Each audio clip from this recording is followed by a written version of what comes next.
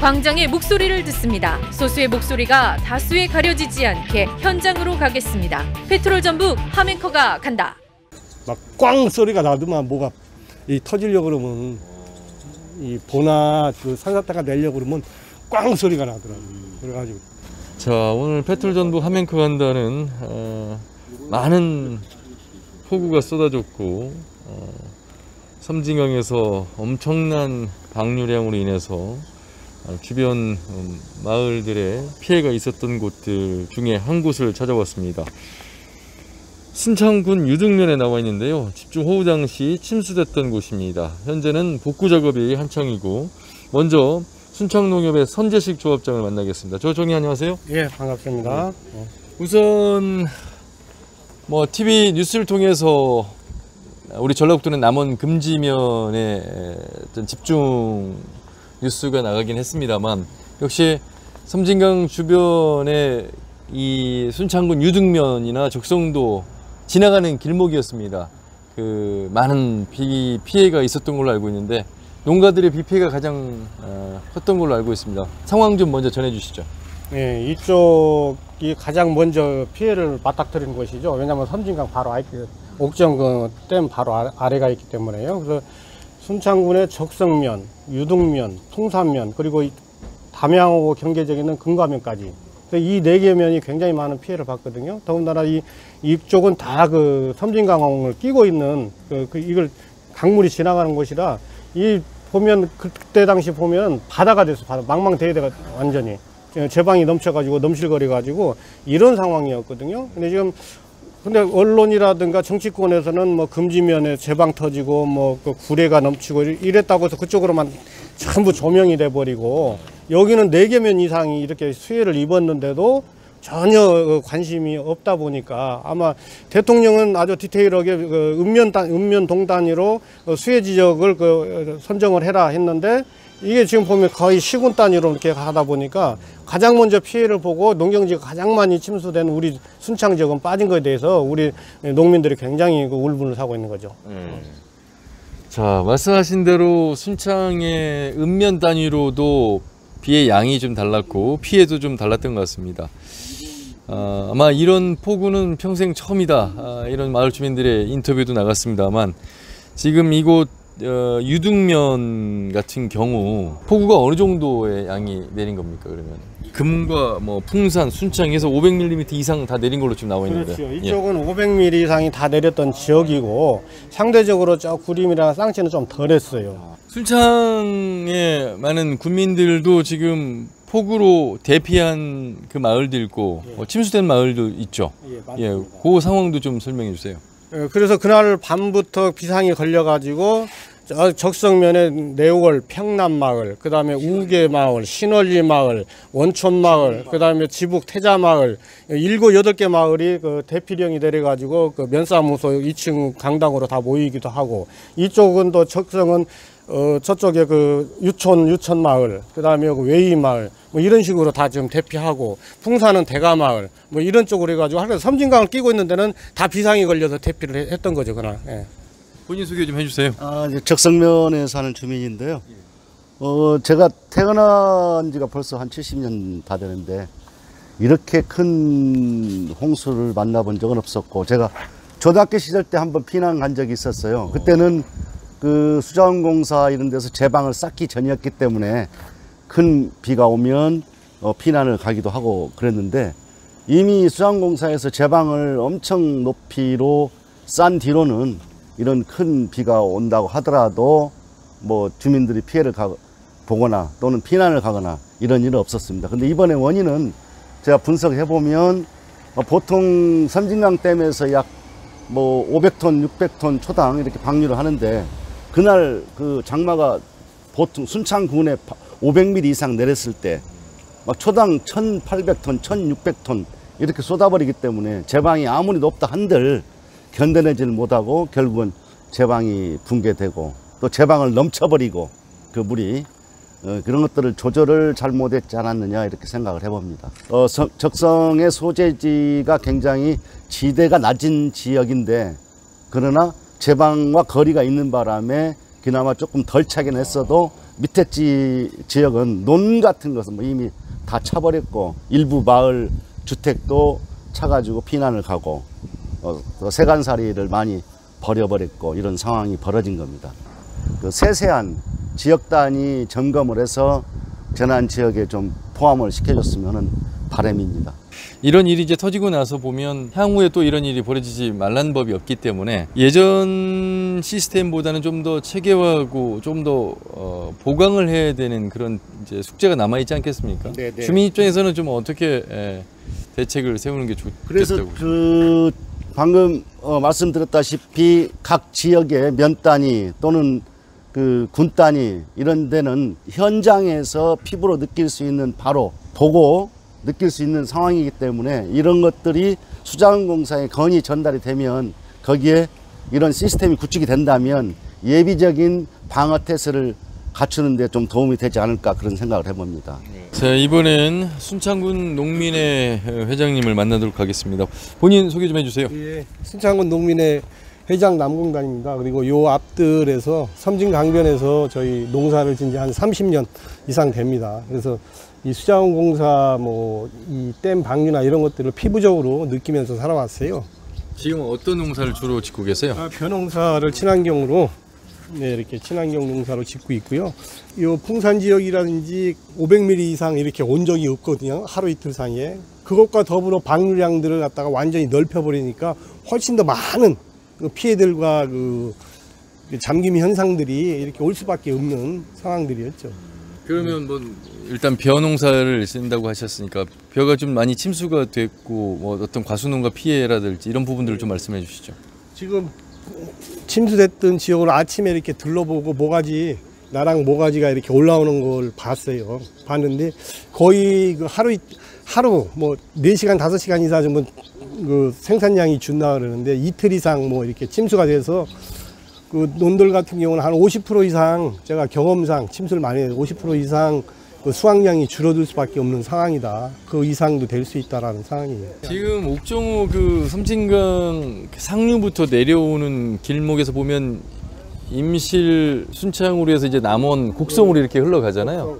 하동까지 뭐 구리 하동까지. 그럼 순창은 어느 면 단위들이 해당이 되는 겁니까? 여기 동계, 적성, 유동, 풍산 요 면들이 이 수계에 이렇게 같이 돼 있죠.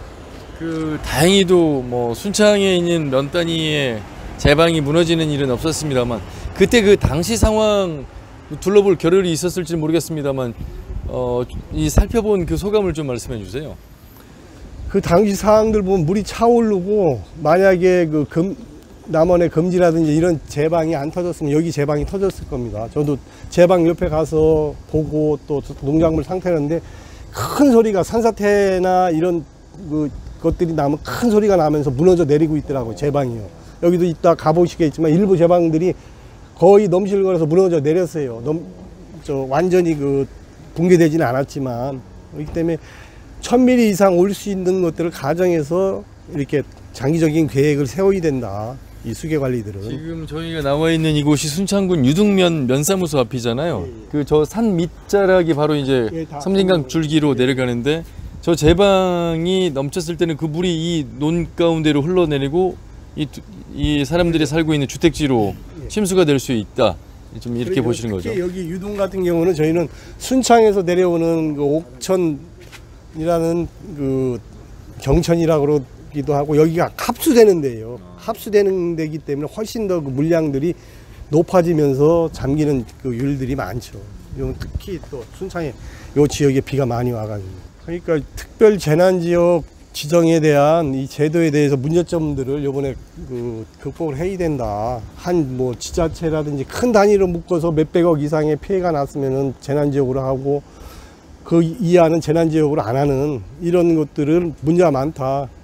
문재인 대통령이 청와대에서 얘기를 했겠지만 세분화단위에서 어떤 마을은 완전히 잠겨가지고 훨씬 더 피해가 많은데 지원을 못 받고 어떤 지역 같은 경우는 전체적으로 돼서 피해가 적더라도 더 보상을 많이 받고 이런 불합리한 부분들이 많이 있다. 지금 특별재난지역 그 지정에 대한 뭐 여러 가지 법률이라든지 시행령이라든지 그래서 요번에 그런 것들도 세부적으로 세부 단위로 윗단위까지 동단위까지 세분화해서 피해가 많으면 재난구역 포함해서 실질적인 보상이 돼야 그 주민들이 생활을 영위할 수 있지. 그렇지 않으면은 여기 유등면 같은 경우도 쟁겼는데 다른 남원 지역 그 수돗밀들은 그 이상 보상을 받고 있는데 같이 그 똑같은 피해를 받더라도 여기는 특별재난 지역이 아니라 그래서 그 지원을 못 받고 그런 부분들은 참 불합리하고 평등성의 원칙에도 이렇게 맞지 않다고 생각이 듭니다.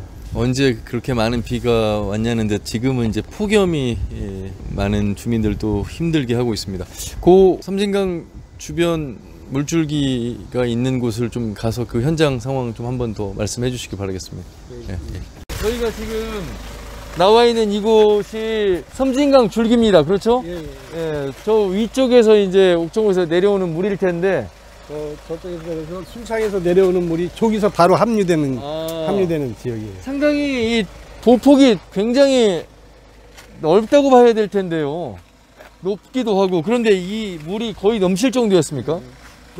거의 넘쳐가지고 이 제방이 지금 거의 무너지다시피 해서 응급으로 되고 여기서 큰 소리가 나면서 무너질 것 같아가지고 이것이 무너지면은 뭐 이 앞에 마을들 완전히 다 잠기는. 지금 저 바로 축사 밑에까지 그 물이 찼어요. 그리고 이쪽 동네는 뭐 거의 저기 지금 둥둥 공룡알 있죠? 저기 둥둥 떠가지고 이쪽으로 밀린 거예요. 저쪽도. 그 앞들은 싹 쟁기고 여기도 반 이상이 잎들이 쟁겼어요. 저쪽 축사도 쟁겨서 소를 급하게 빼냈고. 아니 지금 제가 이곳 현장에 나와서 보면 저희가 지금 제방 위에 서 있는 거잖아요. 강 폭이 근 100m는 돼 보이고요. 그 높이도 상당히 높아 보이는데 이 물이 지금 이 뚝을 지금 넘쳤다는 말씀이잖아요, 거의.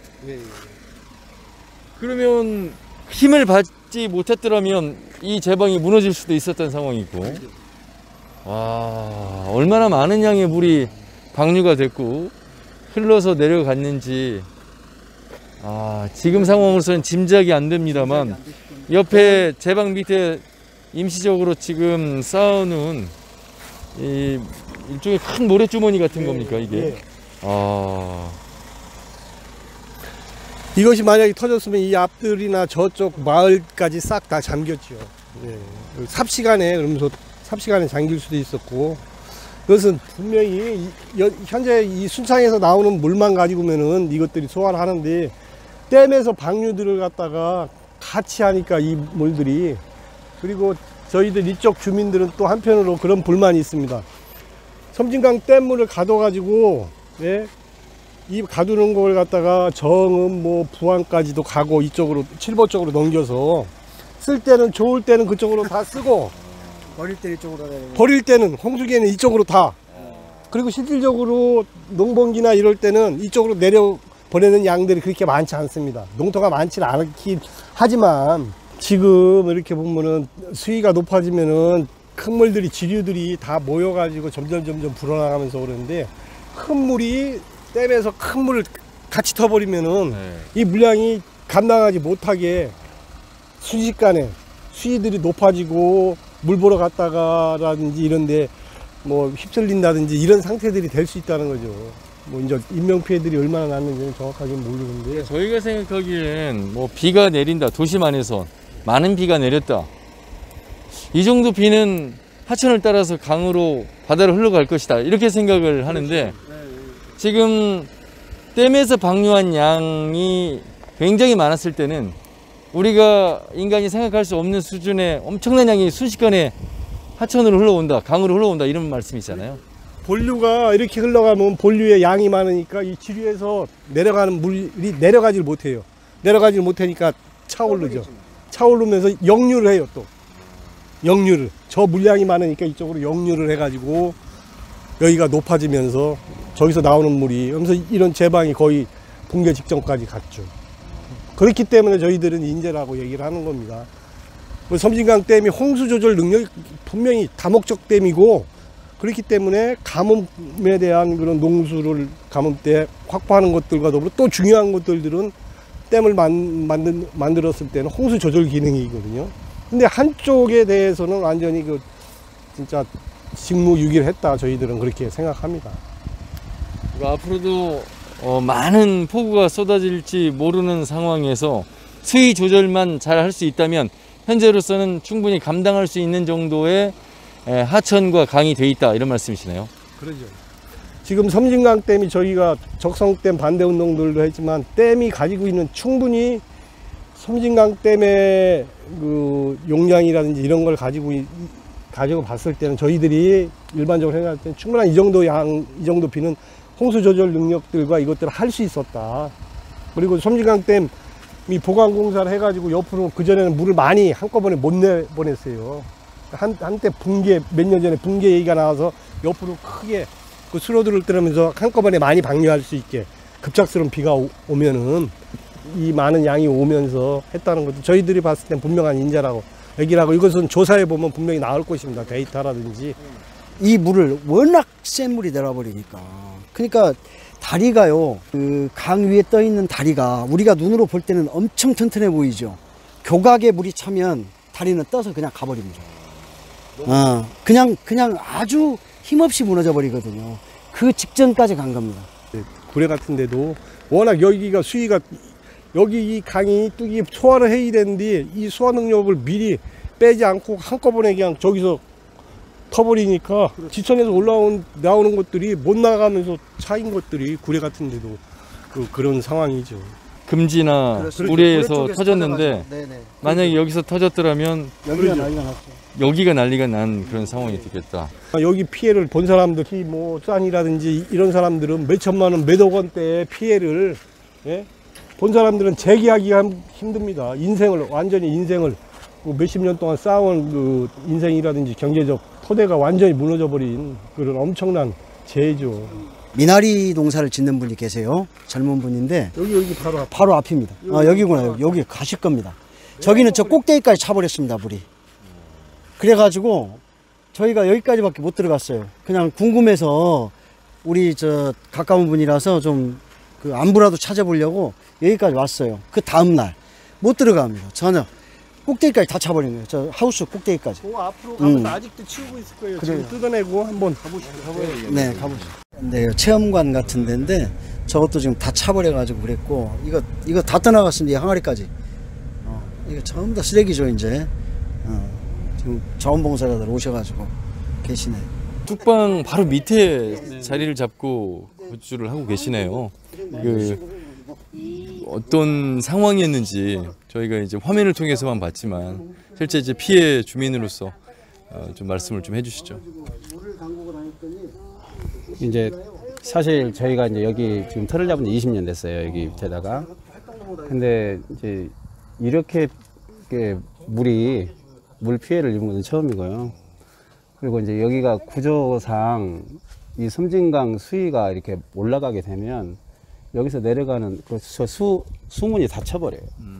수문이 닫혀버리면 이제 여기에서 나가는 물이 이제 비가 오거나 여기서 나가는 물이 못 나가잖아요. 그러니까 여기서 이제 낮은 지역부터 범람할 수밖에 없죠.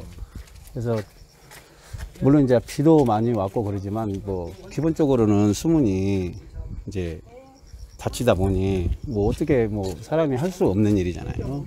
지금 이 뚝을 우리 범람해서 범람은 아니고요. 예. 물 수위가 거의 지금 뚝 높이만큼 찼어요. 그러니까 그 여기서 나가는 그 수문들이 있어요. 여기 조그마한 조그마한 네네. 그분들이 다 닫혀버린 거죠. 그러면은 그 물들이 못 넘쳐서 나가잖아요. 이제 여기서 내려가는 물들이 나가야 되는데 못 나가니까. 그럼 그 물들이 이제 이 집 안으로 지금 들어오게 된 거네요. 그렇죠. 차오르기 시작을 했는데 어찌됐든 거의 뭐 지붕 가까이 물이 차버려서 이제 저희 같은 경우는 상당히 좀 뭐 여기 재배하고 있는 미나리나 연은 뭐 구사하고 여기 가지고 있는 살림 도구들이며 또 저희가 이제 미나리를 통해서 6차 산업을 하고 있어서 가공을 해요. 미나리로. 근데 여기 지금 가공실에 기계들이 몸에 이게 다 잠겨버리니까 방금 이제 전문가들 와서 보고 갔지만 다 못 쓴다는 거예요. 그래서 지금 좀 더 이제 좀 참담하긴 한데. 아니 그 범람을 하지도 않았는데 그 물이 나갈 수가 없는 상황에서 이미 이 농로로 통하는 그 물들이 넘쳐서 지붕까지 달 그렇죠. 정도의 물이 됐다. 그렇죠. 와. 이번에 또 비가 많이 오기도 했죠. 이번에 아마 순창 지역이 최고로 많이 뭐 500mm 이상 왔을 때인데 저희도 참 어떻게 말로 뭐 그러면 그 상황에서 모든 걸 놓고 그냥 대피해야만 되는 그런 그렇죠. 상황이었겠네요. 저희는 여기 이제 이 길이 녹록길이 물이 차오르기 시작하니까 저희는 나갔어요. 그래서 이제 밖에 나가서 보니까 1시간 뒤 정도 생각해 보니까 저희 여기 개가 2마리 있었는데 그 개가 생각나서 이제 돌아왔죠. 돌아와서 이쪽 뚝으로 이제 뚝은 아직은 이제 안 넘쳐서 뚝 쪽으로 차를 끌고 와서 이제 개를 끄집어 가려고 왔더니 벌써 물이 한 요 정도 찼더라고요. 허리춤이나. 예, 허리춤. 그래서 제가 이제 허리춤으로 해서 이제 개가 다행히도 이렇게 헤엄치고 있었어요. 그래서 개는 이제 한 마리는 구하고 한 마리 저 낮은 쪽에 있는 것은 이미 죽었더라고요. 예, 그래서 개는 이제 구해놓고 이제 더 이상 못 들어오니까 이제 다음날 아침에 왔는데 여기 전체가 이제 다 잠겨 있었죠, 그냥. 아니 제가 지금 서 있는 이 제 키보다도 더 그렇죠. 높은 저 지금 처마까지 지금 거의 물자국이 있네요. 예, 처마 밑에까지 이 집이 안 보였다니까요. 거의 그냥 지붕만 보였어요. 그래서 그날 제가 와서 찍은 사진들이 좀 있어요. 예. 여기 와가지고 있는데 이 앞에 동 하우스들 있죠. 그것만 조금 보일 정도로 물이 찬 거죠. 그때 제가 왔을 때. 근데 다행히 지금 읍내로 이사를 해가지고 우리 애들 때문에 이제 한 2달 전에 다행히도 여기 읍내 아파트로 이사를 했어요. 2달 전에. 저희만 여기서 이제 그 생활하다시피 하고 있는데 그것마저도 만약에 이사를 안 갔더라면 정말 참 더 이렇게 안쳐 있을 뻔했어요. 그 매해마다 이렇게 침수 피해가 있는 겁니까? 아니면 근데 유독 해마다는 아니고요. 네. 어찌됐든 장마기 때 여기 지역이 낮다 보니까 한두 번 정도는 침수가 돼도 여기 건물은 잠긴 적은 한 번도 없었어요. 그냥 이렇게 주변에 나락들이 이렇게 잠기는 정도? 그 정도로만, 그리고 또 바로 다음날 빠져나가 버리니까 그냥 그 정도로만 이렇게 했었는데 이번 같은 경우는 좀 3일 만에 빠졌어요, 물이 3일 만에 빠졌어요. 네. 오, 한 말씀 해주시죠. 물이 3일, 저희가 여기 20년, 귀농한 지 20년 됐거든요. 20년 동안 살면서 이런 일은 처음이고, 여기 뚝이 4군데가 뚝이 터지려고 다 허물어져가지고, 좀 이게 마을 대피령까지 내렸는데, 생명의 위협도 느꼈고, 그 다음에 뚝이 터지면은 이 건물 전체가 밀려서 둥둥 떠다니잖아요. 그런 걸 상상하니까 정말 너무 무섭더라고요. 물이 이렇게 무서운 줄은 처음 알았어요. 그러면 지붕까지 거의 물이 찼고 그 물이 빠지는데 며칠이 걸린 겁니까? 지붕까지 찬 물이 다음날 와서 빠졌겠거니 했는데 거의 아직도 호수인 상태로 있더라고요. 이 들판이 다 바다처럼 변했기 때문에. 예.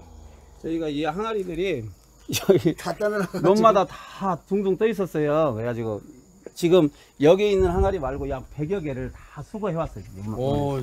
그래도 다행히 항아리가 많이 깨지진 않았나 보네요. 6개는 깨지고 물에 둥둥 떠 있으니까 뭐 여기 이논 저논 막 돌아다니면서 이거를 싹 수거해 왔죠. 다 잠기고 난 이 하우스 머리만 보이잖아. 이 하우스 앞에.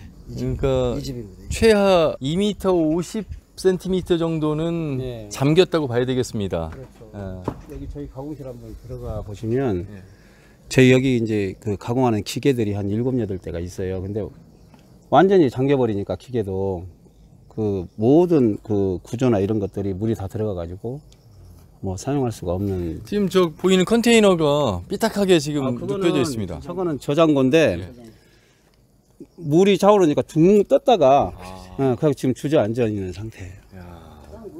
저 저장고를 보면 그 당시 얼마나 많은 침수가 돼서 물건들이 떠다녔는지 참 짐작이 됩니다.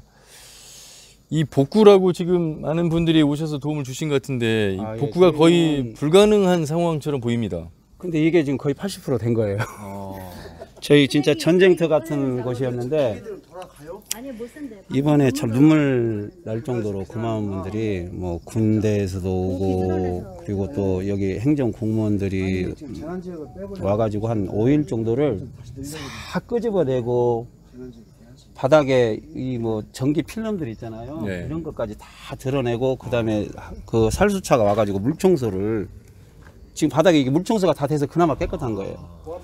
예, 살수로 해가지고 이런 벽이며 뭐며 안에까지 저기 안에 지금 체험장도 마찬가지고 그래서 모든 건물을 다 그냥 그렇게 와서 도움을 주셔서 그나마 이제 안에 있는 것들을 싹 끄집어내고 이제 밖에 있는 것만 저희가 이제 정리하면서 지금 수습을 하고 있는 중이고요. 저희도 이제 어찌됐든 간에 저 가공을 통해서 생산을 하고 그래야 이제 저희도 생활이 될 텐데 뭐 우선은 저희들이 지금 방법을 저희도 계획을 뭐 세워가고 있어요. 뭐 이렇게 주저앉을 수는 없으니까. 그리고 이제 주변에서 하도 이렇게 많이들 도와주시고 또 힘을 실어주니까 저희도 이제 더 빨리 일어나서 그전보다 더 발전된 모습을 보여주는 것이 우리가 이제 갚는 것이다라고 저희도 이제 애기 엄마랑 생각을 하면서 지금 기계도 어찌됐든 간에 지금 당장은 뭐 좀 농촌은 다 힘들잖아요. 힘든 상황이지만 뭐 지금 방법을 지금 찾고 있습니다. 앞으로도 언제든지 또 이런 일이 안 벌어진다는 보장이 없잖아요. 그래서 그런 것도 좀 눈으로 확인을 했는데 거짓말이 아니라 저 뚝 길 있잖아요. 길에서 한 60cm, 70cm 아래까지 강물이 꽉 찼거든요. 그러면은 설계된 거 그 여유치라는 것도 있잖아요. 그러니까는 실제로 물을 방류했을 때 하고 그 최고 높이보다 길은 최소한 몇 미터 위에다가 했을 것 같은데 이 길 높이에서 한 뭐 60cm, 70cm 아래까지 강물이 찼고 그 어느 정도냐면 저희가 이 길을 걸어왔을 때 땅이 물에 의해서 어마어마하게 지진이 일어난 것처럼 진동을 했어요. 압력이 대단했던 네, 거죠. 그래서 이거는 하류 지역의 수위가 얼만큼 올라갈 거라는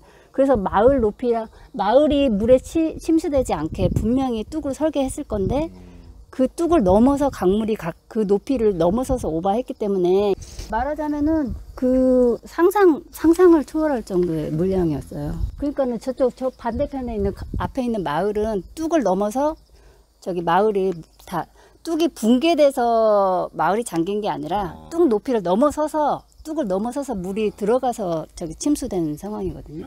뚝이 한 3분의 1이 저기 다 집안이 유실돼 가지고 응급복구를 해서 저기 앞에 있는 마을이 홍수가 안 난 거거든요. 근데 저렇게 허물어진 곳이 이쪽 한 1km 구간 안에 4군데가 있어요. 그리고 저희 앞에는 전봇대가 고압 전봇대가 있는데 그 전봇대가 이쪽으로 그러니까 집안이 이제 약해지니까 전봇대가 쓰러지는 그런 위험 상황까지 왔었기 때문에 이제 앞으로 장기적으로 이번 일을 겪었을 때는 이렇게 많은 걸 점검해야 되는 그런 상황인 것 같아요. 광장의 목소리를 듣습니다. 소수의 목소리가 다수에 가려지지 않게 현장으로 가겠습니다. 페트롤 전북 함앵커가 간다.